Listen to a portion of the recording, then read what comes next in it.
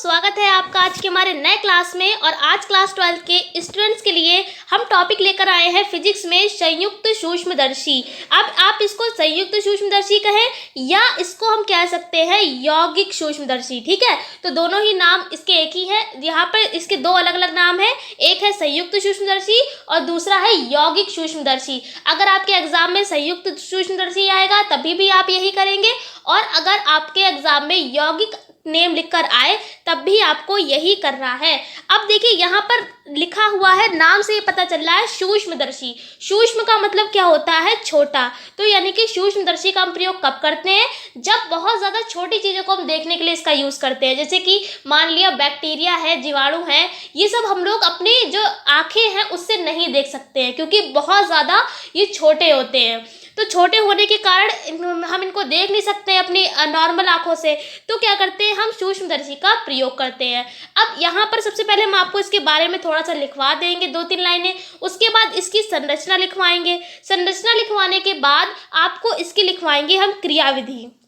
क्रियाविधि में आपको यानी कि प्रतिबिंब का बनना समझाएंगे, किस प्रकार से यहाँ पर हम इमेज बनती है, और यहाँ पर आपको कैसे ऑब्जेक्ट रखा होता है, किसके अकॉर्डिंग यहाँ पर प्रतिबिंब बनते हैं। पूरी डिटेल में ये वीडियो होने वाली है।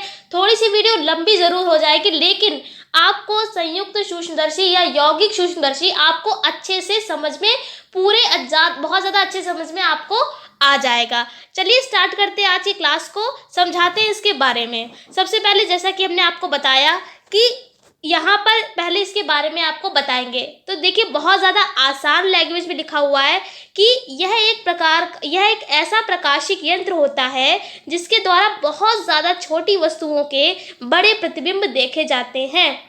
इसकी आवर्धन क्षमता सरल सूक्ष्मदर्शी की तुलना में बहुत ज़्यादा अधिक होती है। इसका मतलब ये है कि ये जो यंत्र ये कैसा है, जो बहुत ज़्यादा छोटी जो चीज़ें होती हैं, अगर हम इसकी सहायता से अगर इसको बहुत ज़्यादा छोटी चीज़ों को देखते हैं तो वो जो छोटी चीज़ें हैं वो क्या हो जाती हैं, बड़ी दिखाई देने लगती हैं। और जो इसकी आवर्धन क्षमता होती है वो जो नॉर्मल सूक्ष्मदर्शी होता है उसकी तुलना में बहुत ज़्यादा अधिक होती है। उम्मीद करते हैं कि इतना आपको समझ में आ गया होगा। अब आपको बता देते हैं इसकी संरचना के बारे में। संरचना में देखिए सबसे पहले इस तरीके से कुछ चित्र बनेगा। अब इस चित्र के बारे में हम आपको कुछ लिखवाएंगे जिससे आपको इस चित्र के बारे में अच्छे से समझ में आ जाएगा। ये देखिए यहाँ पर 2 लेंस लगे हुए हैं, एक लेंस ये है और एक लेंस ये है।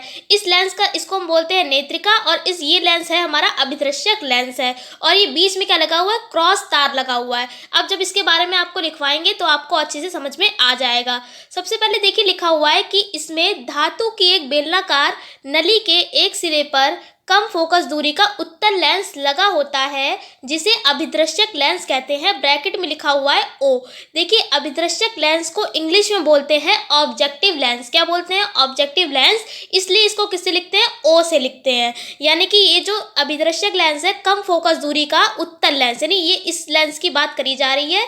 ये कम फोकस दूरी का लेंस लगा हुआ है, कौन सा? उत्तल लेंस है। और इस लेंस को क्या कहेंगे हम? अभिदृश्यक लेंस कहेंगे। उसके बाद देखिए लिखा है कि दूसरे सिरे पर, यानी जबकि सूक्ष्मदर्शी के नली के दूसरे सिरे पर एक अधिक फोकस दूरी का उत्तल लेंस लगा हुआ है जिसे नेत्रिका या अभिनेत्रक लेंस कहते हैं। इसको हम स्मॉल ई से लिखते हैं। क्यों? क्योंकि इंग्लिश में इसको बोलते हैं आई पीस। क्या बोलते हैं? आई पीस। इसलिए इसको लिखते हैं स्मॉल ई से। यानी कि कुल मिलाकर यहाँ पे इतना ये बात लिखी हुई है कि जो सूक्ष्मदर्शी है इसके 2 सिरे हैं, एक सिरा ये है और एक सिरा क्या है, ये है। ये क्या है? यहाँ पर कम फोकस दूरी का उत्तल लेंस लगा है जिसे हम क्या कहते हैं? अभिदृश्यक लेंस। और यहाँ पर क्या लगा है? अधिक फोकस दूरी का उत्तल लेंस लगा है जिसे हम बोलते हैं नेत्रिका, या कह सकते हैं अभिनेत्रक लेंस। उम्मीद करते हैं कि इतना आपको समझ में आ गया होगा। उसके बाद देखिए लिखा है कि नेत्रिका के फोकस पर क्रॉस तार लगे होते हैं। यानी ये जो नेत्रिका है इसका फोकस यहाँ पर कहीं पर बनेगा, तो यहाँ पर क्या होता है? क्रॉस तार लगा हुआ है। यानी कि लिख भी दिया है हमने, क्या है? क्रॉस तार है। उसके बाद देखिए लिखा है पहली नली को दूसरी नली के अंदर आसानी से खिसका सकते हैं। यानी जो पहली वाली नली है उसको दूसरी वाली नली के अंदर आसानी से हम क्या कर सकते हैं? खिसका सकते हैं। ये तो हमारी हो गई संरचना। अब आपको बताएंगे इसकी क्रियाविधि। क्रियाविधि में होता है प्रतिबिंब का बनना, यानी कि यहाँ पर ऑब्जेक्ट जब हम रखेंगे, यानी कि जब वस्तु को रखेंगे तो उसका प्रतिबिंब जो है, इमेज है, वो किस तरीके से बनेगी।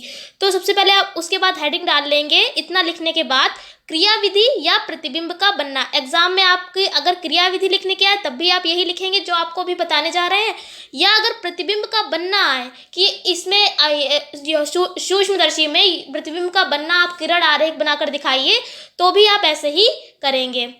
यहाँ पर देखिए लिखा है चित्र में अभिदृश्यक लेंस और नेत्रिका को दिखाया गया है। पहले आपको ये चित्र समझा देते हैं। ये है संयुक्त सूक्ष्मदर्शी का किरण आरेख। ठीक है, अगर केवल किरण आरेख बनाने के लिए कहा जाए तो केवल आप इतना ही बनाएंगे। सबसे पहले देखिए यहाँ पर दो लेंस हैं। ये देखिए, एक है अभिदृश्यक लेंस और ये क्या है, एक है नेत्रिका या अभिनेत्रक लेंस। दो लेंस थे तो इसके बारे में हमने यहाँ पर लिख दिया कि चित्र में अभिदृश्यक लेंस और नेत्रिका को दिखाया गया है। उसके बाद देखिए क्या किया है, ये जो पहला लेंस है, ये पहला लेंस कौन सा है, अभिदृश्यक लेंस है। इसके सामने देखिए एक वस्तु रखी है ए बी। वस्तु को इंग्लिश में बोलते हैं ऑब्जेक्ट, तो आप बोल सकते हैं ऑब्जेक्ट रखा है या वस्तु रखी है, क्या है, ए बी। अब यहाँ से क्या होता है, जब प्रकाश किरण आएगी यहाँ से देखिए इस पृष्ठ से टकराई और यहाँ पर प्रतिबिंब बना जाके, ये देखिए ये आँख ये बनी हुई है, हम मनुष्य की आँख है, यहाँ पर प्रतिबिंब बनेगा। उसके बाद एक यहाँ से किरण आरेख और आएगा जो ये जो अभिदृश्यक लेंस है इसके बिल्कुल मिडिल पॉइंट से होकर जाएगा और यहाँ पर इस तरीके से कुछ प्रतिबिंब बनाएगा। अब आप देख सकते होंगे यहाँ पर जो यहाँ पर मिल रही है रेखा, ये क्या होगा, वस्तु का प्रतिबिंब होगा। क्या होगा, वस्तु का प्रतिबिंब। कैसे, देखिए यहाँ से दो किरण आरेख आए और यहाँ पर काटे हैं, दोनों प्रतिबिंब जो है वो यहाँ पर काट रहा है इस बिंदु पर, तो ये क्या होगा, इस वस्तु का ये होगा प्रतिबिंब यानी कि इमेज होगी। ठीक है, क्या हमने आपको बताया, दो किरण आरेख यहाँ से ए बी से वस्तु से आए और यहाँ पर जो मिले हैं इसको क्या कहेंगे, प्रतिबिंब कहेंगे इस वस्तु का, और इसका हमने नाम दे दिया है ए डैश बी डैश। अब दूसरा जो लेंस है ये वाला नेत्रिका, अब ये जो नेत्रिका है ये इसके ये वाला जो प्रतिबिंब है ये इस नेत्रिका के लिए वस्तु का कार्य करेगा, और जो इसका प्रतिबिंब है, इसका जो प्रतिबिंब है वो कहाँ बनेगा, वो इस तरीके से ए डबल डैश और बी डबल डैश पर बनेगा। यहाँ पर जो लास्ट प्रतिबिंब है A double dash B double dash, ये कैसे बना है, ये जो रेखाएं आ रही थी, जो किरणें आ रही हैं उनको हमने पीछे बढ़ाया, और इस तरीके से आपको पीछे बढ़ाना है कि ये एक ही बिंदु पर काटें।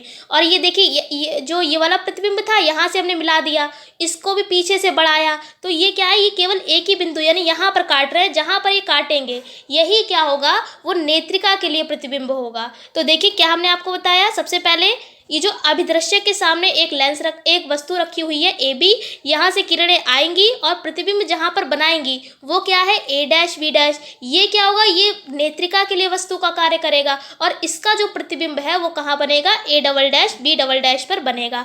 अब दूरियाँ देख लीजिए, ये हम आपको पहले भी बता चुके हैं, जो वस्तु की लेंस तक की दूरी होती है उसको बोलते हैं यू से, और जो प्रतिबिंब तक की दूरी होती है उसको हम किससे लिखते हैं, वी से लिखते हैं। तो देखिए वस्तु तक की दूरी को हमने यू से लिखा है और ओ इसलिए लगा दिया है क्योंकि ये अभिदृश्यक लेंस है, ओ का मतलब ऑब्जेक्टिव लेंस, इसलिए यू ओ लिख लिया है, वी ओ लिख लिया है। अब यहाँ पर देखिए, यहाँ पर यू ई लिखा है क्योंकि इसलिए ये नेत्रिका की बात करी जा रही है यहाँ पर, तो ये नेत्रिका के लिए लिख दिया है। और एफ ई का मतलब क्या है, ये फोकस दूरी दिखाई जा रही है नेत्रिका की, और एफ ओ का मतलब ये है हमारी अभिदृश्यक लेंस की फोकस दूरी।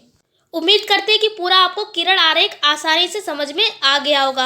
अब देखिए इस जो हमने आपको बताया है सेम ऐसा ही हम लिखेंगे भी क्रियाविधि में। और एक बात आपको और बता देते हैं, ये जो नेत्रिका है और जो लास्ट जो प्रतिबिंब बनना है हमारा ए डबल डैश और बी डबल डैश, ये यहाँ से यहाँ तक की दूरी क्या है, कैपिटल डी है। कैपिटल डी को हम बोलते हैं स्पष्ट दृष्टि की न्यूनतम दूरी, और इसका मान होता है 25 सेंटीमीटर।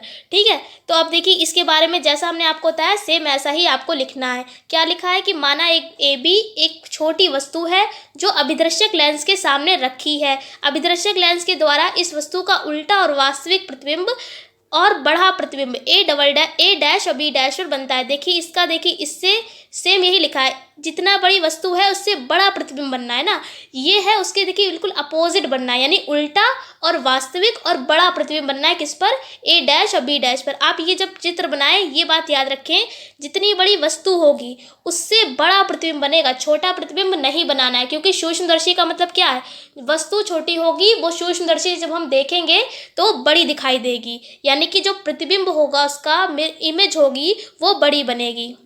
फिर उसके बाद देखिए लिखा है, यह प्रतिबिंब नेत्रिका के लिए वस्तु का कार्य करता है और इसके द्वारा बना प्रतिबिंब सीधा, आभासी और बड़ा प्रतिबिंब कहाँ पर बनता है, A double dash B double dash पर बनता है। यह प्रतिबिंब स्पष्ट दृष्टि की न्यूनतम दूरी पर बनता है यानी कि D पर, और यही क्या होगा, आखिरी प्रतिबिंब यानी कि अंतिम प्रतिबिंब होगा। ये हम आपको पहले ही बता चुके हैं।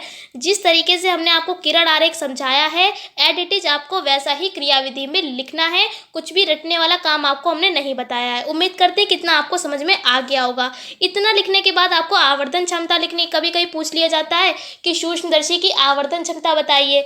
तो देख लीजिए कि यदि अंतिम प्रतिबिंब स्पष्ट दृष्टि की न्यूनतम दूरी पर बने, कहाँ पर, यानी कि जो लास्ट वाला प्रतिबिंब था A double dash B double dash, तो यहाँ तक की दूरी क्या थी, कैपिटल D, यानी कि स्पष्ट दृष्टि की न्यूनतम दूरी। अगर प्रतिबिंब यहाँ पर बनना है तब आवर्धन क्षमता क्या हो जाएगी, कैपिटल M बराबर माइनस का VO अपॉन में UO, ब्रैकेट में 1 प्लस D अपॉन में FE। VO और UO हम आपको बता चुके हैं, ये क्या है, अभिदर्शक लेंस की प्रतिबिंब से दूरी है, और UO है वस्तु की प्रतिबिंब से, वस्तु, ये है अभिदर्शक लेंस की वस्तु से दूरी।